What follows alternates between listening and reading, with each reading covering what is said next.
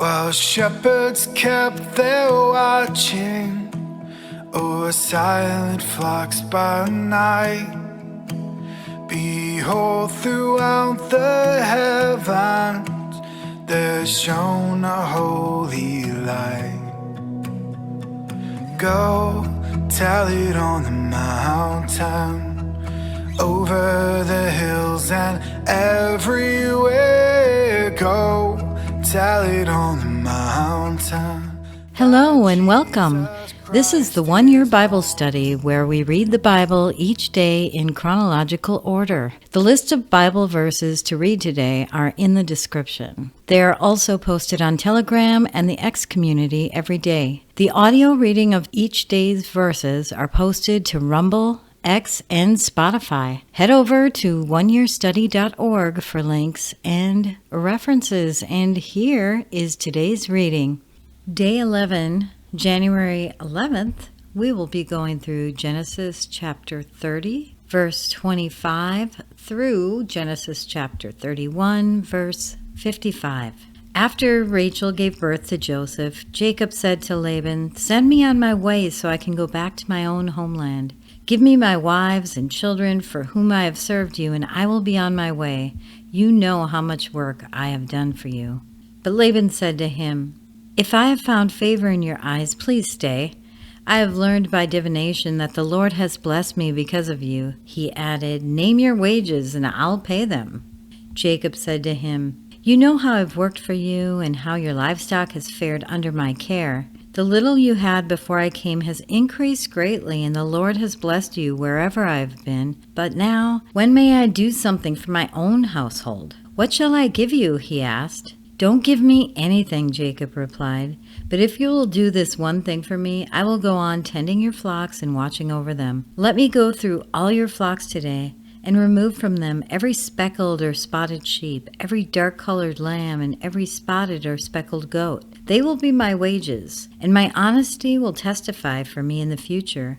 Whenever you check on the wages you have paid me. Any goat in my possession that is not speckled or spotted, or any lamb that is not dark-colored, will be considered stolen." "Agreed," said Laban. "Let it be as you have said." That same day he removed all the male goats that were streaked or spotted, and all the speckled or spotted female goats, all that had white on them, and all the dark-colored lambs, and he placed them in the care of his sons. Then he put a 3-day journey between himself and Jacob, while Jacob continued to tend to the rest of Laban's flocks. Jacob, however, took fresh-cut branches from poplar, almond, and plane trees and made white stripes on them by peeling the bark and exposing the white inner wood of the branches. Then he placed the peeled branches in all the watering troughs so that they would be directly in front of the flocks when they came to drink. When the flocks were in heat and came to drink, they mated in front of the branches, and they bore young that were streaked or speckled or spotted. Jacob set apart the young of the flock by themselves, but made the rest of the streaked and dark-colored animals that belonged to Laban. Thus he made separate flocks for himself and did not put them with Laban's animals. Whenever the stronger females were in heat, Jacob would place the branches in the troughs in front of the animals so that they would mate near the branches.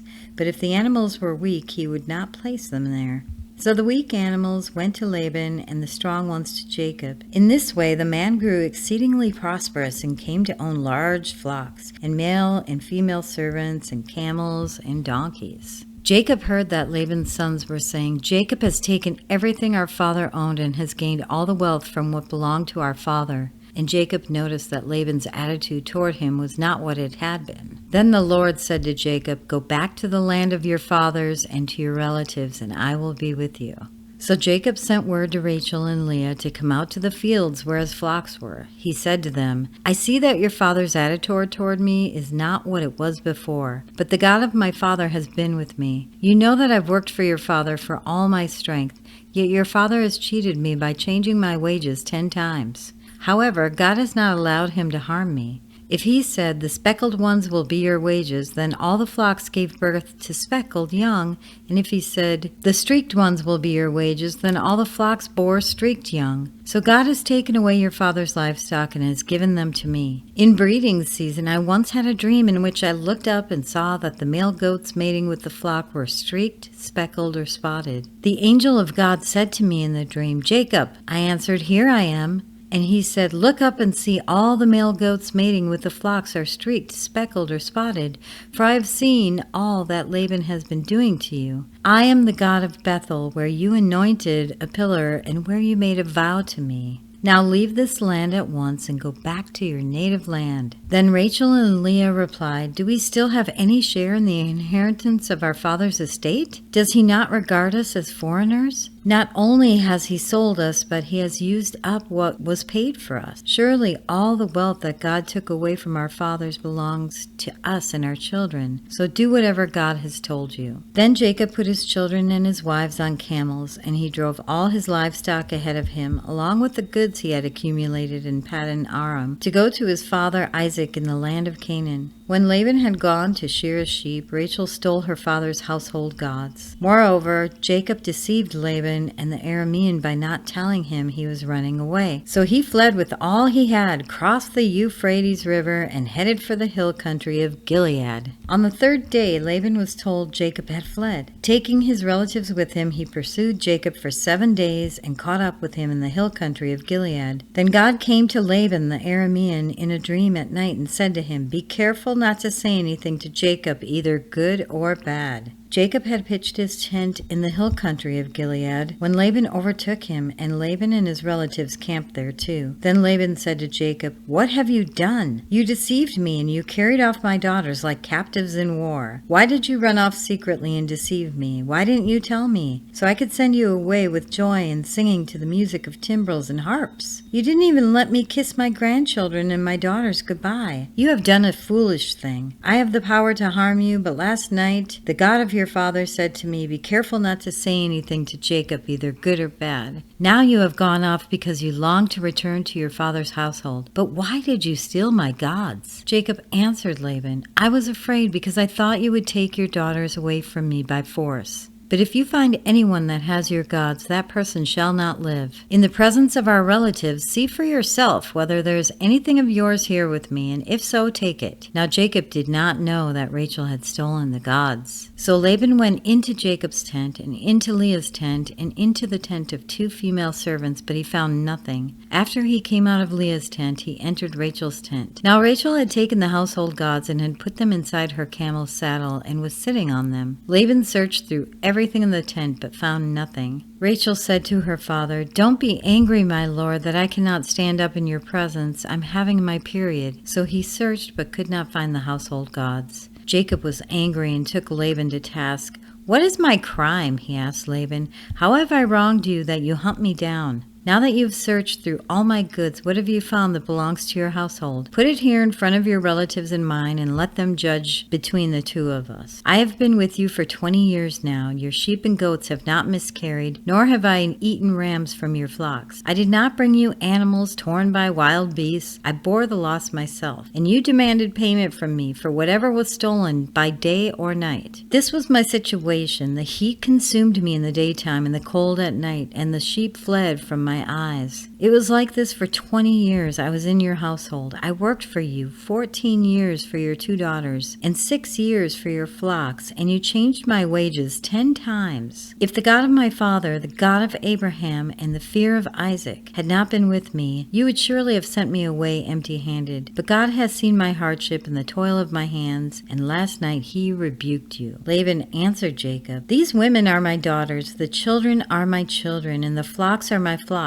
All you see is mine. Yet what can I do today about these daughters of mine, or about the children they've borne? Come now, let's make a covenant, you and I, and let it serve as a witness between us. So Jacob took a stone and set it up as a pillar. He said to his relatives, Gather some stones. So they took stones and piled them in a heap, and they ate there by the heap. Laban called it Jagar Sahadutha, and Jacob called it Gilead. Laban said, This heap is a witness between you and me today. That is why we call it Gilead. It was also called Mizpah, because he said, May the Lord keep watch between you and me when we are away from each other. If you mistreat my daughters, or if you take any wives besides my daughters, even though no one is with us, remember that God is a witness between you and me. Laban also said to Jacob, Here is the heap, and here is the pillar I have set up between you and me. This heap is a witness, and this pillar is a witness that I will not go past this heap to your side to harm you, and you will not go past this heap and pillar to my side to harm me. May the God of Abraham and the God of Nahor, the God of their father, judge between us. So Jacob took an oath in the name of the fear of his father Isaac. He offered a sacrifice there in the hill country and invited his relatives to a meal. After they had eaten, they spent the night there. Early the next morning, Laban kissed his grandchildren and his daughters and blessed them.